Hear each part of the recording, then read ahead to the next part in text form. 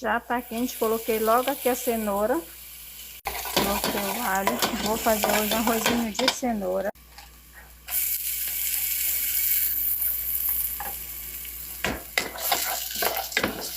Já tá bem fritinho. Vou colocar aqui essas folhas aqui, é vinagreira congelado, né? Eu gosto de congelar porque quando precisa já tem. Vou colocar só um pouco de açafrão.